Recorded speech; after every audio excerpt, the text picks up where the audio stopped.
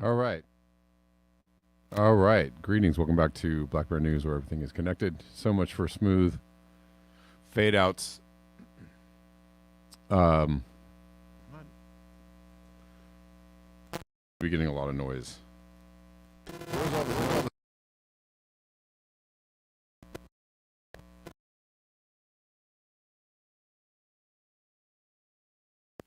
Uh, uh,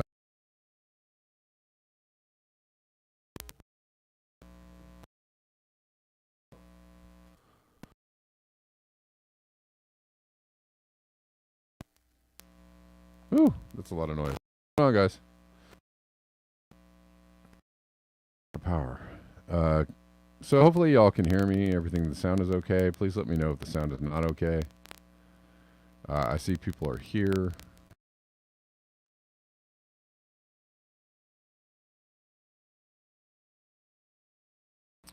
This is 11. It's just today I had to do one more day of wonkiness. Tomorrow we'll be back.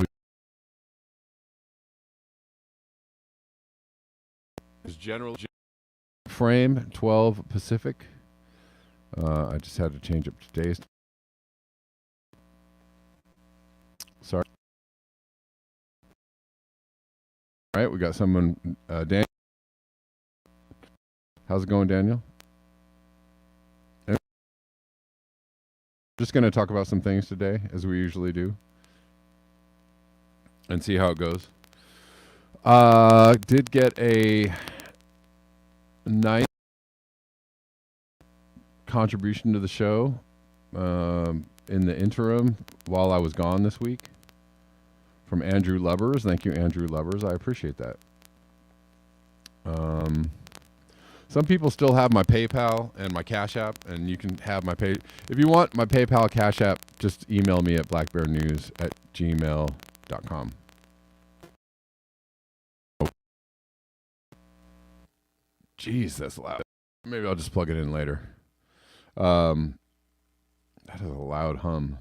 Some snaps, crackles, and pops? Okay, well, hold on. Let me see if I can fix it.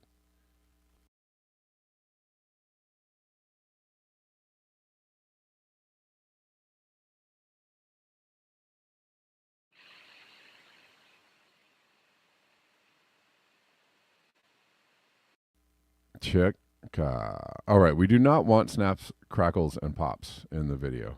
I think that's probably better. All right. Okay, let's get into some things while we're here. I was saying, if you want alternative donation locations, or if you want to mail me something, email me at blackbearnews@gmail.com, and I will get back to you and let you know how to do all those things.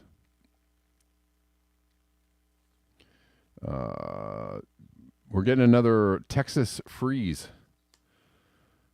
this weekend, I think, or at the end of this week. This should be interesting because, man, remember that one? Everybody, it was a little out of control.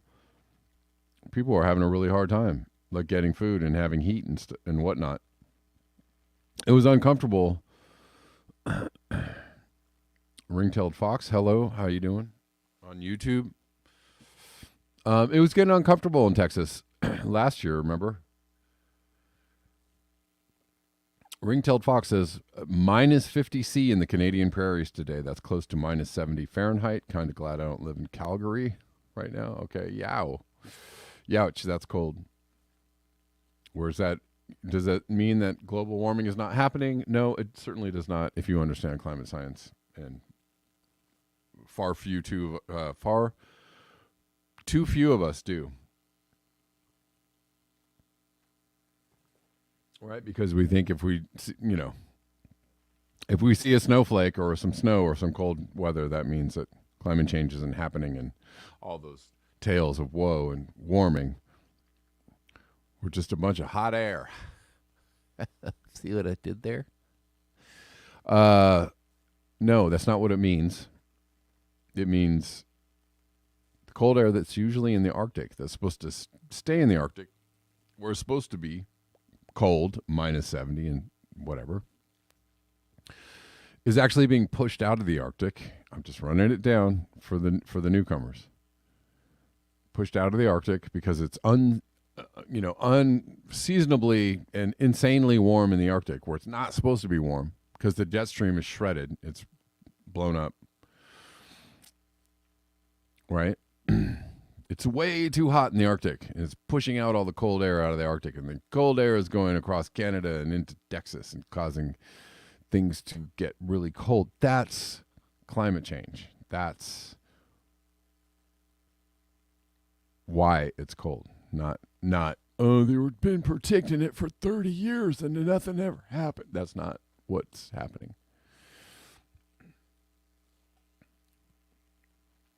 Anyways, just a quick rundown. Creative Experiment says power plants were not designed to survive climate change. All right, let's read about this. Houston, the Arctic blast arriving Thursday will be different than what hit in February 2021. It will present its own unique set of challenges, including the possibility of a flash freeze. Now is the time to prepare, and here's some things you can do. We expect the Arctic front to hit Thursday and rapidly drop temperatures below freezing by evening as northerly winds pick up over 40 miles per hour. By sunrise Friday, it will be in the teens, with wind chill readings in the single digits, possibly below zero. If you have livestock or outdoor pets, now is the time to make preparations for how you will shelter them from the Arctic cold. So this is what the problem is with climate change. Is that the seasons have become more extreme. The weather whiplashes, from cold to hot to cold, have become more extreme in the last decade, and you would notice this if you were paying attention and taking note. And these extreme weather changes are things that are outside of the norm. So outside the norm that they actually destroy things that normally aren't affected by the weather that's normally there, right? And also, if you have these extreme, weather events, and then they start happening every year, whoa, then everything is really messed up, right? Things don't have, you can have extreme weather events over the millennia, but when they happen every year, you don't have a chance for these areas to recover, or the plants to recover, or the livestock to recover, or you understand what I'm saying? Then you have seasons that are all off kilter. You have warm, super warm springs, and then super cold, and then a super cold snap in the middle of the spring, or a cold summer, or right, things are all wonky. And again, the plants are thrown off, the animals are thrown off. Nobody, the nature doesn't know what to do. We have heaters and air conditioners so far, right now. We can regulate. We have clothes and we have shoes and we have things we can do. They do not have those things. So they're extremely vulnerable, plants and animals, wildlife, extremely vulnerable to extreme changes in the weather. We don't understand that yet because everything is still fairly normal. But in a few years, when these weather extremes just become, they start happening all the time, then things will get really messed up, and it will start to understand slowly, the people of the world will go, oh my God, something is wrong.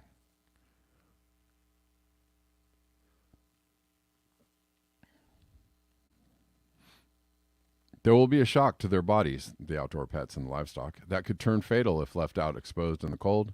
It is becoming increasingly likely that we will not get back above freezing until Saturday afternoon at the earliest. You will need to protect your pipes. The foolproof way to prevent bursting is to turn off the water to your home and drain the pipes before the freeze begins. If you're leaving town before the freeze, and we'll be gone when it hits, this is a no-brainer. If you'll be staying home and choose to do this, you will need to be prepared to live without running water for 1 to 2 days. Fill up the tub to have water on hand for flushing toilets. If you can't or don't want to drain your pipes, make sure all PVC metal lines in your attic are well insulated. Winterize your pool, automatic sprinkler systems, or exterior hose bibs, and all exterior exposed pipes. Drain your water hoses and store them in a shed or garage. This is good practical information, right? I'm also sorry to say that any cold-sensitive plants that you replanted after 2021 will have a very difficult time surviving this freeze, especially on the north and west-facing sides of buildings. Covering plants works well as protection when the winds are light, but when it gets into the teens on Friday, the wind will be gusting over 40 miles per hour. This carries warmth quickly away. You'll need some serious insulation or a plant-safe heat source to protect any cold-sensitive plants in the ground. As for the power grid, it should fare better this time as long as the front passes through mostly dry. That said, there will be scattered localized power outages due to the gusty winds alone. There's a chance the front comes through with a thin band of precipitation and we get a flash freeze on local bridges and overpasses Thursday night and Friday morning, but we should not get the same kind of statewide mega snow ice storm like we saw in February 2021. Regardless of what happens with the power grid, all efforts need to be made to move the homeless population into warming shelters. This is the kind of cold that can turn deadly if outside without adequate resources to stay warm. Indeed. Lastly, it is unlikely we get any snow this time, but there will still be two small opportunities when this occurs. The first is a changeover from rain to snow on the backside of the front as it first blows in. This is most likely to occur north of Houston. He is talking about Houston, Texas, which is a bayou city. A bayou city, meaning it is typically an almost tropical type weather system in Houston, like New Orleans. Right? It is very close to the Gulf of Mexico. They are not supposed to get these kinds of cold snaps. This doesn't happen in Houston, okay? Not often. Just to show you how extreme this is.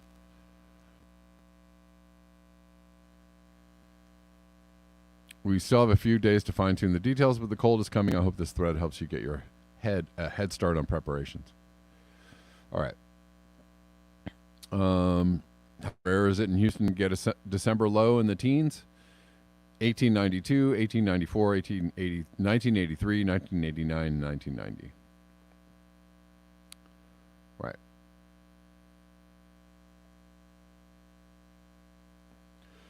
But listen, I can tell you, this is something that has been happening.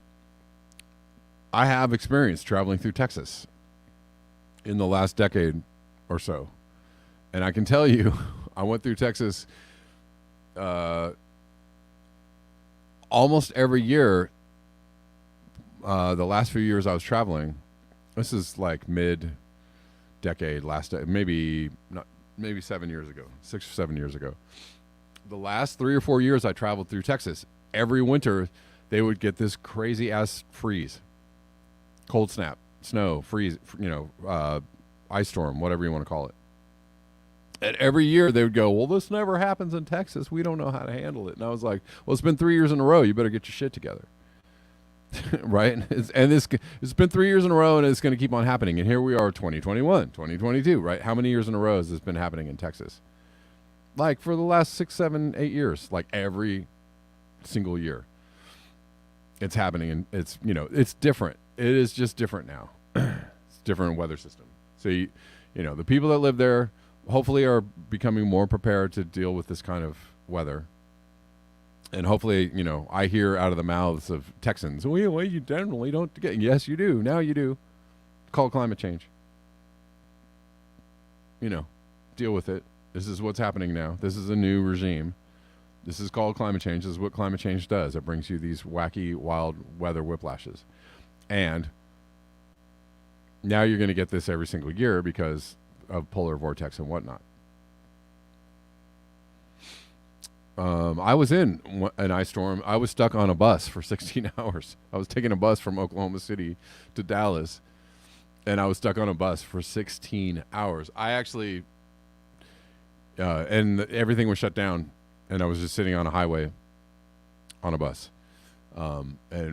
Eventually, and as people started getting hungry, and people started, it started getting a little bit dicey, and nobody knew how long it was going to be until everything unfroze and people could move and get somewhere. There was like, who knows? Another day, another 2 days, who knows?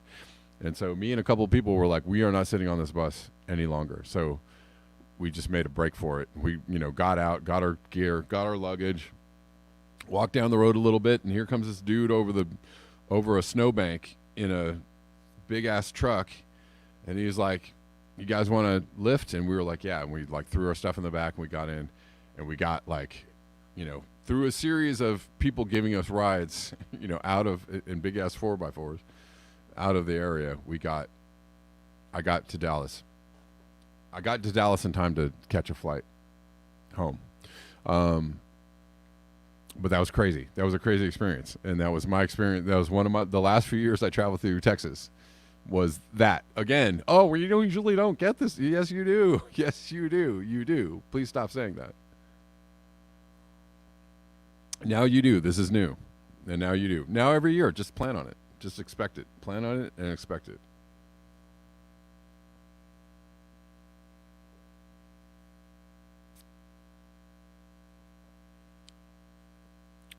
Anyways, that happens in New Orleans too now, right? New Orleans. Every year they get a snap of like 20, 30 degree weather, and they have to shut all the highways down because they used to not, they're not prepared for it, but it's been happening more and more often. Every single winter they get this like cold snap, so you can't actually claim anymore that we never get that. Yes, you do. Now you do. Now you do. Now this is a regular current. So live and act accordingly. That's called adaptation. Adaptation to climate change.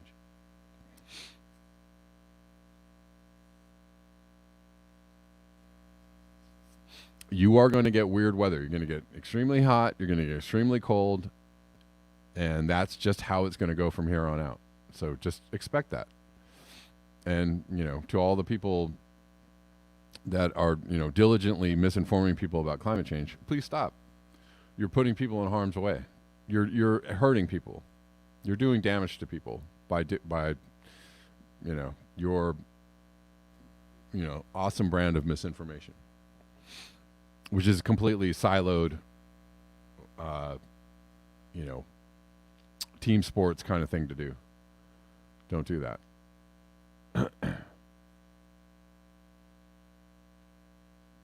Please don't do that. This is causing people harm. Okay.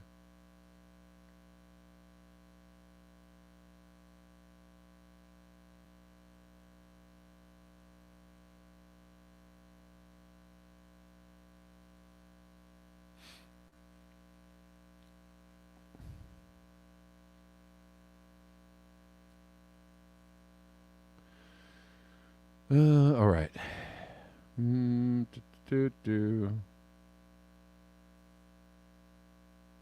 Huh. Interesting. Just reading interesting chats on Rockfin, that's all. Let's move on.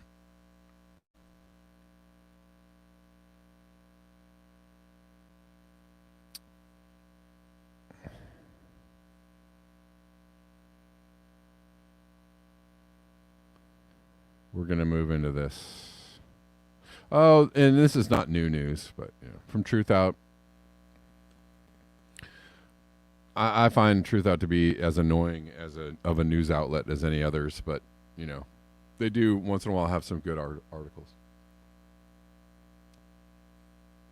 Annoying because they also play team sports and like to ride the propaganda bus once in a while, but that's just an aside. Internal documents reveal big oil's plan for profiting amid climate pressures.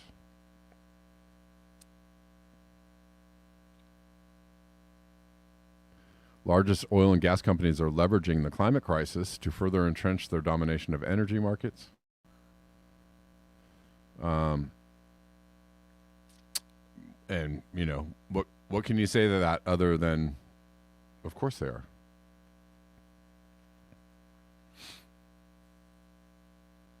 Democrats on the House Oversight Committee recently released internal fuel company documents providing an insider's view of what they say is a multi-year effort by 4 leading fossil fuel firms to greenwash their public image.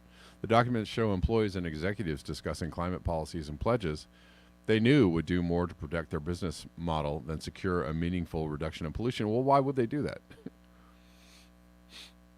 Their business model is pollution, so there's nothing.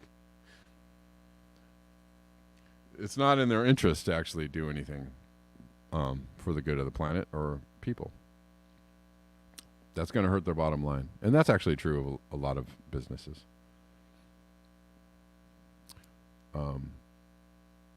They want to sell you things. They don't care if those things hurt you or your future.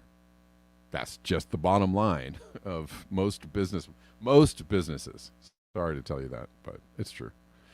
At first glance, the committee's accompanying report on the climate disinformation is a partisan project and somewhat unsurprising given the fossil fuels industry's history of misleading the public. However, a closer look reveals that the largest oil and gas companies are leveraging the climate crisis to further entrench their domination of energy markets across the world. The documents raise thorny questions for climate-minded Democrats. Oh, thorny questions. Who found that industry groups will support liberal climate priorities, such as methane regulation, if that keeps oil and gas relevant and protects profits in the long run. Oil companies also resist and block environmental rules for pollution control they don't like. Of course, right. As one employee of BP America observed in a 2016 email to executives obtained by the committee.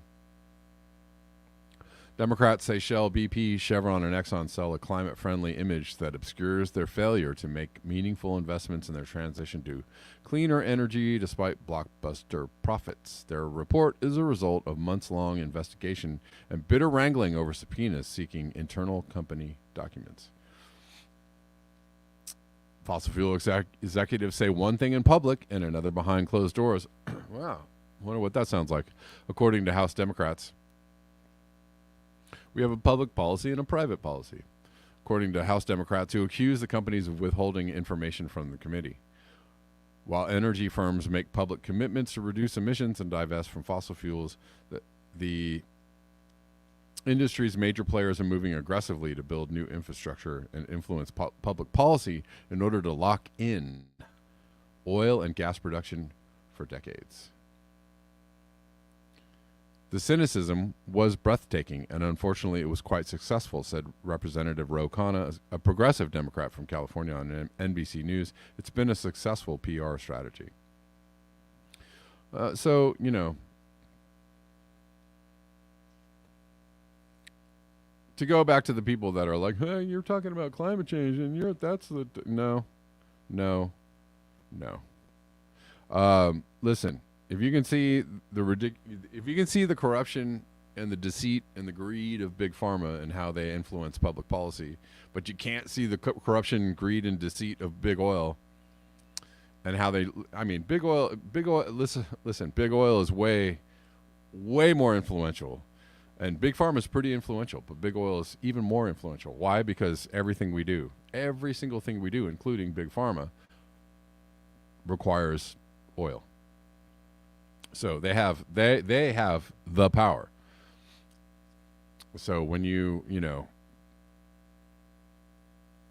push out ideas that actually help Big Oil continue to have all the power and like clean, reliable energy, all that kind of good stuff, then you're just a pawn.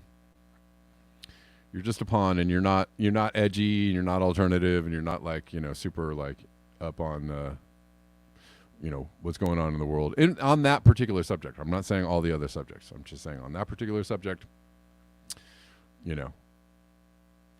put on the dunce cap and take a seat. All right.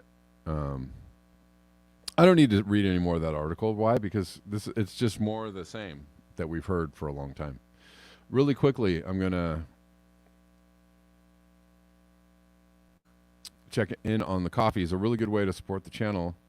I don't have any coffees as of yet today, but a good way to support the channel is at buymeacoffee.com/blackbearnews. Or Rockfin tips are also greatly accepted and appreciated. None yet today, but we will check in later. You can also tip me on YouTube as well. They have super chats. Super chats are available. All right.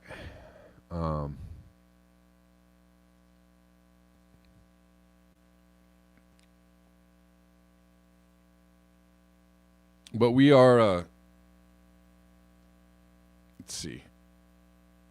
We're going to talk about a few more things today. Just kind of getting back into the flow. Right? I've been gone for almost a week. So I'm kind of getting back into it.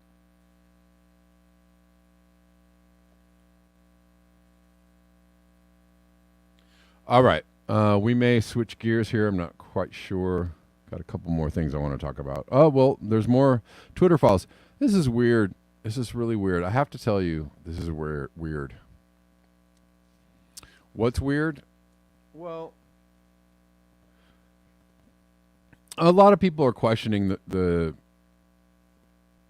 relevatory nature of the Twitter files thing that's been going on. Has everybody been following this? They're releasing internal documents from Twitter now that Elon Musk owns Twitter, and they're showing how Twitter collaborated with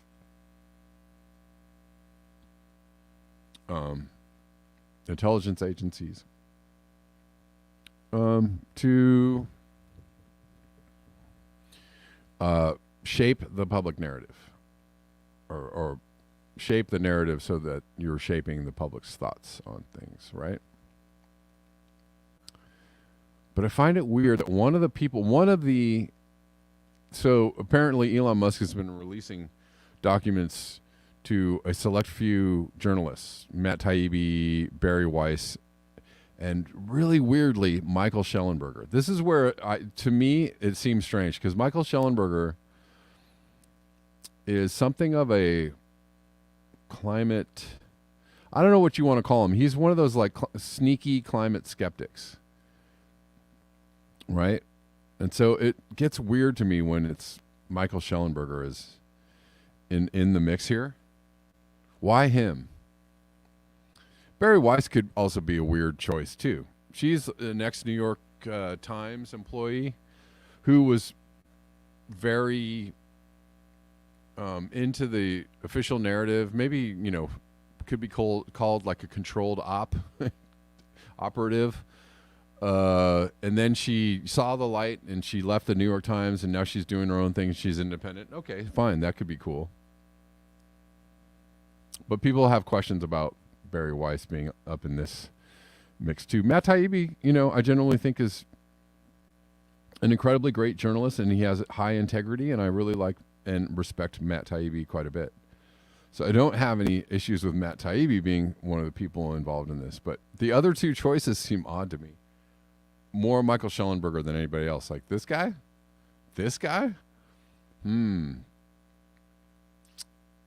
Okay, so now that I've teased it a little bit, I'm going to jump off YouTube and go to Rockfin. So you can watch the rest of the show on Rockfin or listen on Callin as a podcast.